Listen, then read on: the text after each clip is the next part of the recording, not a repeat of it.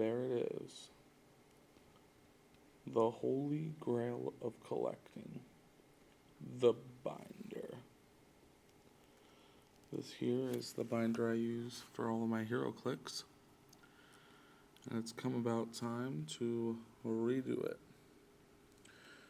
Because I have lots of these cards that have got to be placed in there.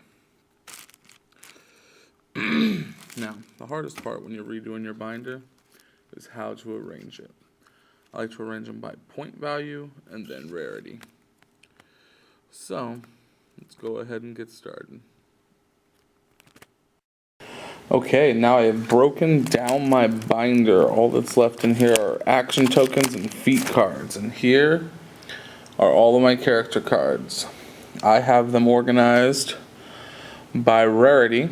This first row are the commons, second row are uncommons, third row are rares, and the last row are the good ones, the super rares. And then besides that, I have them organized in 3 rows. This top row are clicks that are under 90 points. The second row or middle row are between 90 and 150. And this last row, these ones are over 150. I organize them like that because that's how I make my teams. I often think about the point value.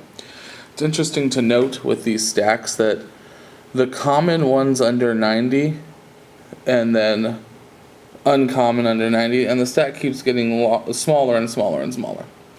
In the middle, all the stacks are about the same, but in the bottom one, the stacks actually get bigger, with the exception of the uncommons. There's not a lot of uncommons, but there's more rares over 150 than uncommons, and there's even more super rares than rares.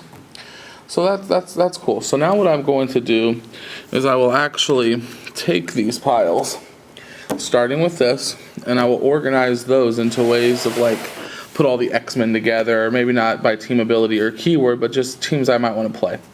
And then I'll put them into the binder. So let's start sorting. Okay, so I broke down the commons under 90.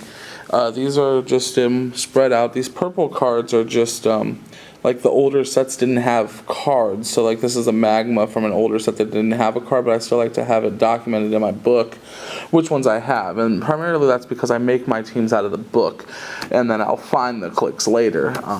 So that's what the purple cards are. These ones are all just laid out, and then I have a stack over here, which are the ones that are more team-based, like I said. See, like I have these 4 I wanted to put together, the original X-Men. Okay, so now the table's been cleared up a little bit. I went ahead and put those first ones in the sleeves and the binder. Set the duplicates off to this side. Now I'm going to move into the uncommons. Again, I just lay them all out, put these in, set them aside. Those are the doubles, and I just keep going until they're all done. And just like that, all that pile turns into that. These right here are just doubles and triples and quadruples, stuff that doesn't really matter. My whole book is now organized very effectively. Once you get through all the actual people here, the actual cards I have, then I have some more sleeves, and then I have the area where I'm currently building teams. Right here, I'm going to make a X-Force team. So I have all my X-Force clicks. Sorry about that glare. All these X-Force clicks to the side here. I also want to make a Sinister 6. So I have almost all of them now. The only one I'm missing is Mysterio, which hopefully I'll be making a trade for later on today.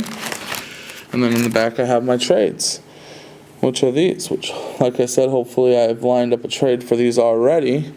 If not, let me know what you guys have, but hopefully I can make this trade today. Alright, and that's how I organize my book. Let me know if you guys have any differences in how you guys organize your binders, or if you choose to do it differently for whatever reason. If you have any questions or comments, you can go ahead and leave them below, which emails me, and I'll get back to you. Thank you for watching, and please subscribe.